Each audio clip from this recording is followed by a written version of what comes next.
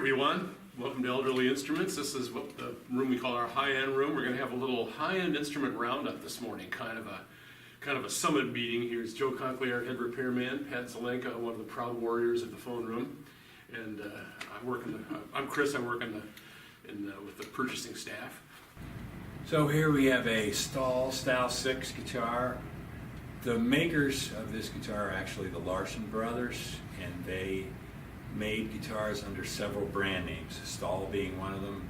Some very light abalone, kind of like a pink abalone, sound rosette, but then a different wooden purfling on it, and similar style purfling in the backstrip, but a little more plain. Again, beautiful Brazilian rosewood with a very light lacquer finish. Triple O size body on the guitar, which is actually a pretty big guitar, very similar to the amount of area that the top takes up on a dreadnought.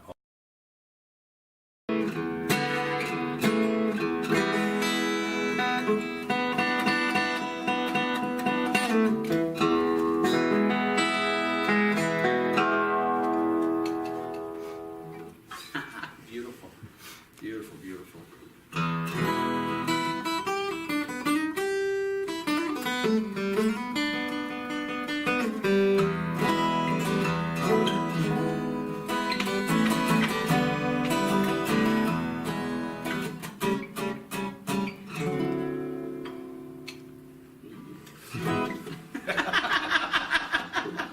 I'm off chords. Yeah, For my spine there. Yeah, that's what I'm here for. Very up.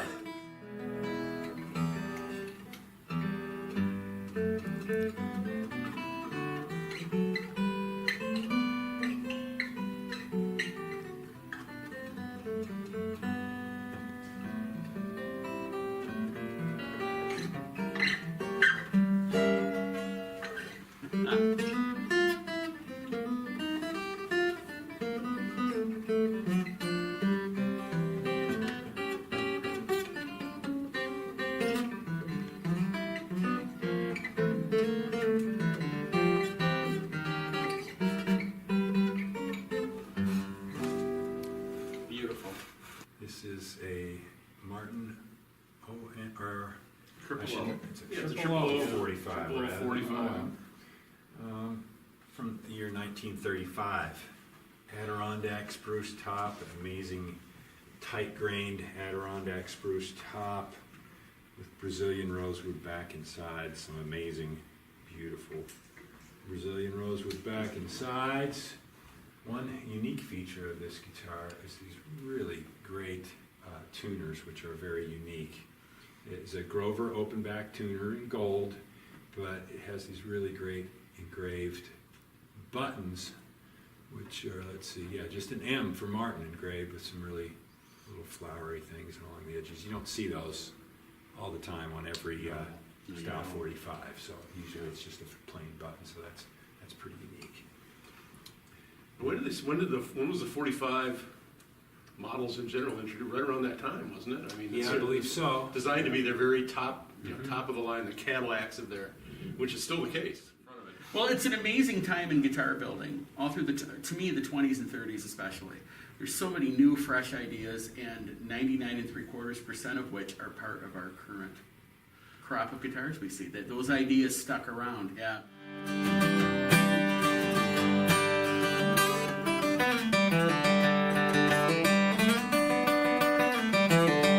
Yeah, it's beautiful.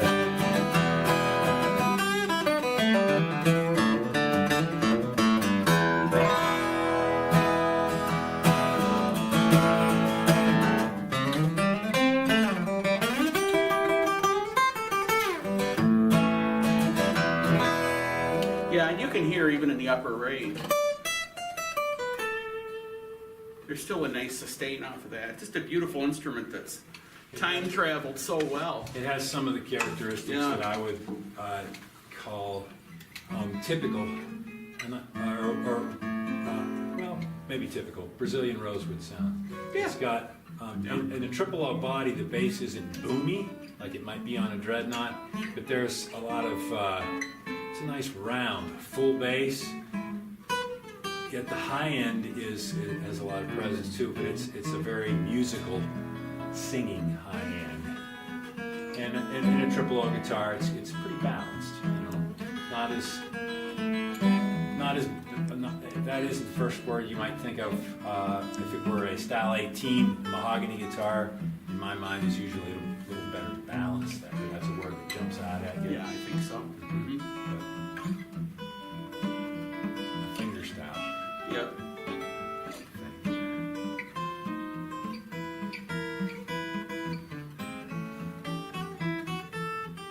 Making Chet proud right there.